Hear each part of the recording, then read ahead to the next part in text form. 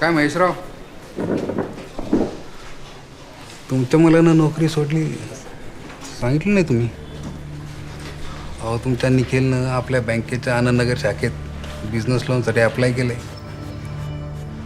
कदम सांगत होता.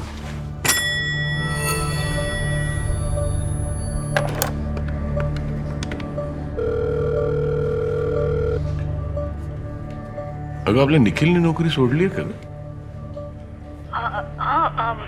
अहो त्याला म्हणजे तुला माहिती आहे? नाही, ऐका ना, म्हणजे तो तुम्हाला सांगणारच होता.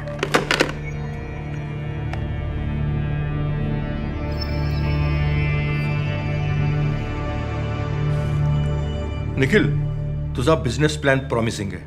लोन अप्रूव्ह होईलच. Thank you sir. पण मला एक कळलं नाही, तुझे वडील आपल्या बँकेचे एम्प्लॉई आहेत हे तू आधी का नाही सांगितलं? महेशराव खूप सिनियर एम्प्लॉई आहेत, बऱ्याच शाखात ओळखतात त्यांना. हे काय आलेच?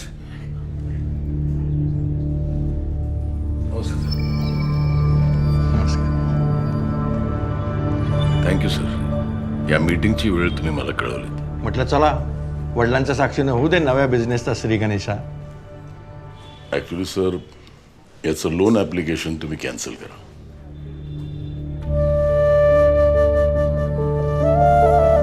येऊ सर.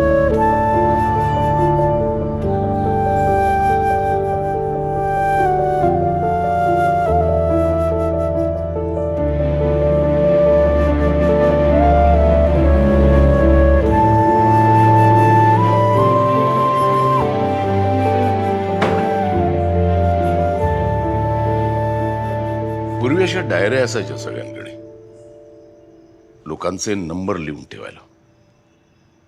या डायऱ्या बनवण्याचा घाट घातला मी. माझा पहिला व्यवसाय, पण पहिल्याच प्रयत्नात पुरता फसलो मी. माझ्या बापाने सगळ्यांसमोर लाच काढली माझी. पुढे त्या पहिल्याच फसलेल्या व्यवसायाचं कर्ज 3 वर्ष फेडत होतो मी. 3 वर्ष.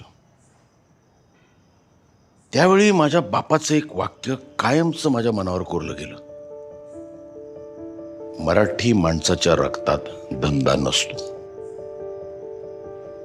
या अपयशाचं प्रतीक म्हणून ही डायरी मी कायम सोबत ठेवली.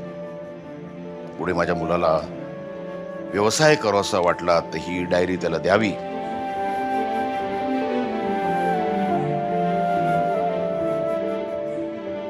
आणि त्याला सांगावं, माझा बाप माझ्या पाठीशी कधीच उभा राहिला नाही,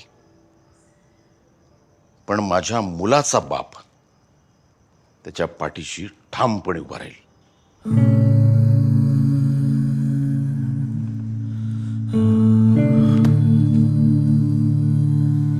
थँक्यू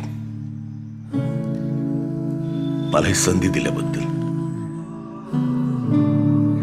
मान्य मला मराठी माणसाच्या रक्तात धंदा नसतो, पण मराठी माणसाच्या रक्तात व्यवसाय असतो. प्रामाणिकपणे करण्याचा व्यवसाय. आपल्या रक्तात जिद्द आहे, आपल्या रक्तात हिंमत आहे. पाठबळ पाहिजे तरी मी मदत करेन तुला बिझनेसमध्ये. लहान असताना लांबचं दिसायचं नाही ना, तेव्हा मी तुला कडेवर घ्यायचो. आता एवढा लांबचा पल्ला गाठतोस. घेऊ दे की पुन्हा बापाला तुला कडेवर.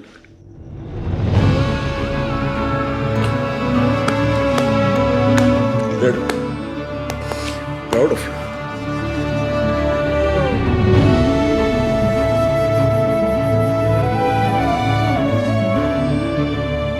स्वप्नांना पाठबळ मिळाले, पाऊल पुढे पडले. जमलंय. मी मराठी, झी मराठी.